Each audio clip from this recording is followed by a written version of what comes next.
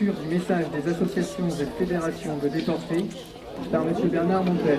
Ce message a été rédigé conjointement par la Fédération nationale des déportés et internés de la Résistance, la Fédération nationale des déportés et internés, résistants et patriotes, la Fondation pour la mémoire de la déportation, l'Union nationale des associations des déportés, internés et familles de disparus.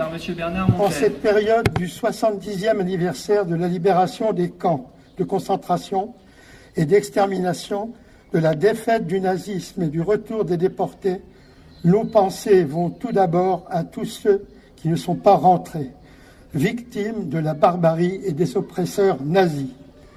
Nous voulons aussi rappeler la longue incertitude et l'anxiété des familles guettant le retour des survivants, notamment au Lutetia, la joie des retrouvailles pour les uns et la détresse devant l'anéantissement terrible de l'espoir pour les autres.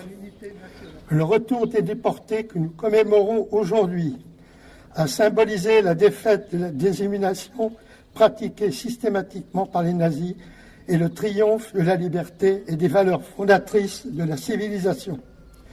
Les déportés rappellent, pour les avoir vécus, à quel désastre conduit la violence, le mépris de la dignité humaine, le racisme, l'antisémitisme et la xénophobie.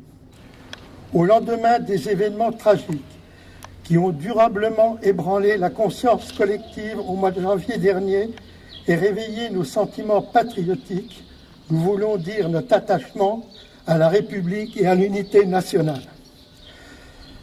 L'oubli, la banalisation de l'horreur et de la violence, l'instrumentalisation de la peur et le rejet de l'autre sont des dangers réels qui menacent nos sociétés.